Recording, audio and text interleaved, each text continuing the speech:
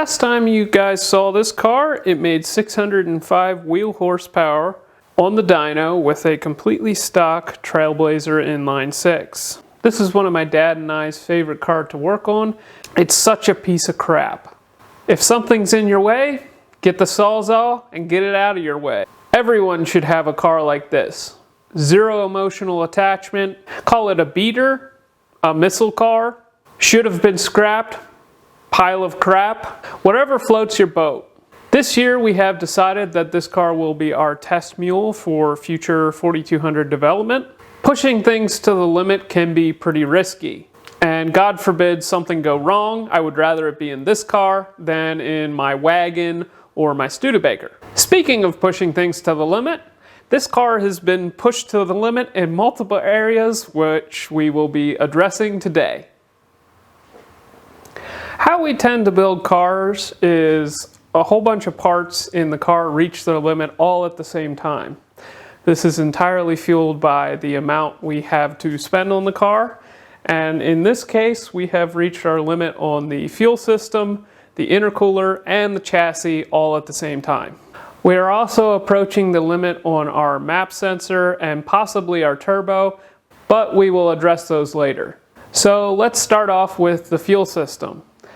When we ran this car on the dyno, when it made 605 wheel horsepower, we were running a single Walbro 450 liter per hour pump. We have used these pumps in the past, and typically that is where they run out on ethanol. Since we plan to really push this car this year, we will be installing an external Bosch 044 style pump in addition to the 450 liter per hour pump. Basically how this will work is we will hook it to one of the external outlets on our fuel cell, and we will stage this pump in with boost. Because we plan to stage it in, it needs a check valve like you see on the end of this fuel pump, so that the pressure from the 450 internal pump doesn't backfeed through this pump. By installing this pump, we should increase the horsepower capability to around 900 wheel horsepower, as we've seen on the Nova. So let's move on to the chassis.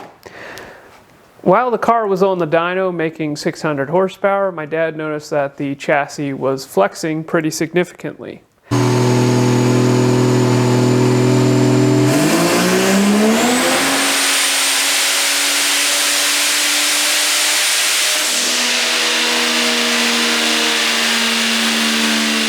Now, as many people know, these are unibody cars, meaning they don't have a frame, and they rely on the body to provide stiffness. If we plan to make more horsepower and run this at the track eventually, we definitely need to do something to improve the stiffness. As you can see here on the body, these two body lines used to line up. So we may have actually bent the chassis. So we need to straighten that out and get more stiffness in the vehicle so that this does not continue to get worse. Some of the limitations of the Fox body is the fact that all of these components, all the suspension tie points, are all just spot welded in. This, under hard acceleration, is in tension, and this is in compression. The forces pushing this forward are limited by this box structure, which is again just sheet metal with spot welds. You can see the spot welds here, and every piece is made with spot welds.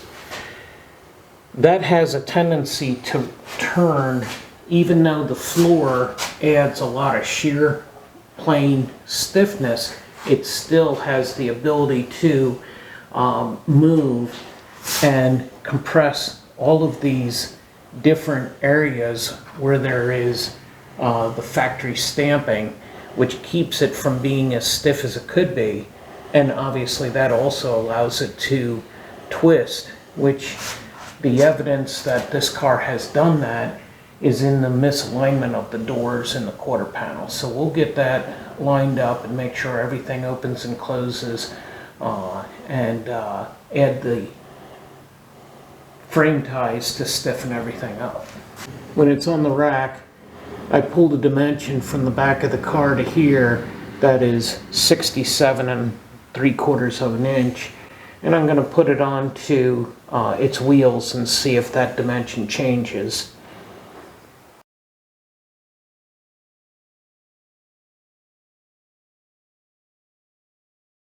Just before we ran this car at 600 horsepower, we installed this, a water-to-air intercooler. For those that want to make good, reliable horsepower, this is a very good option, but it requires a little bit of maintenance in between runs. When we were on the dyno, on the last few pulls, we noticed that the power per PSI was beginning to decrease on the last few runs. The intercooler that you see here is a Frozen Boost Type 52 intercooler, and they are rated for 600 crankshaft horsepower. We're making 600 wheel horsepower. So by the time you factor in drivetrain losses and all that, it's probably closer to 700. Additionally, when we installed this intercooler, we installed it in this orientation. As you can see, water flows from here through the core and out through here. The problem is, by mounting it this way, there is no way to bleed the air out of the cooling system. That means that air that is anything higher than this point in the cooler has no way of getting out. This encompasses roughly 1/3 of our core capacity, and that means that we are giving up roughly 1/3 of our cooling capacity. So not only is it rated for 600 horsepower, we're not even using it to its full capacity. Therefore, we decided it was time to upgrade a few things. Sure, we could have just put an air bleed on the core that was already in the vehicle, but we don't plan on making just a little bit more horsepower.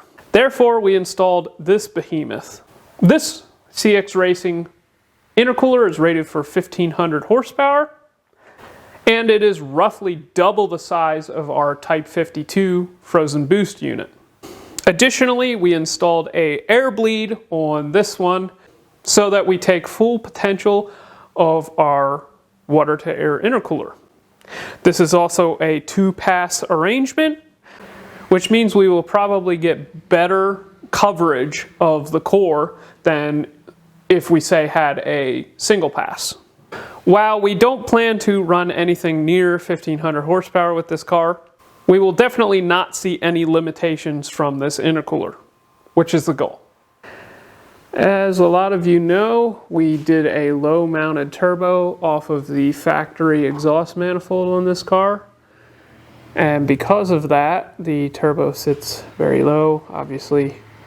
So the discharge we have shooting out towards the tire, and the plan is to put a 90-degree coupler on here, which goes up towards the new intercooler and ties into there and basically stays away from the front tire as much as possible.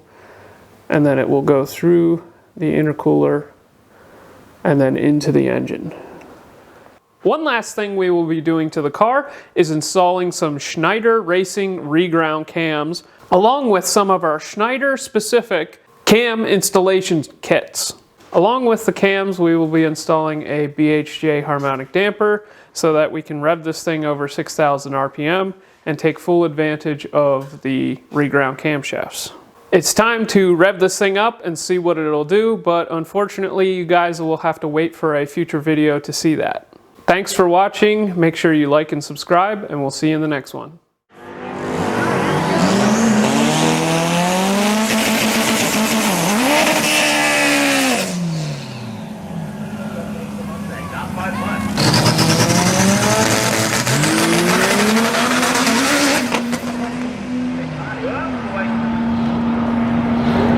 Got some props over there, let's go over the wall safely. That's a good driver.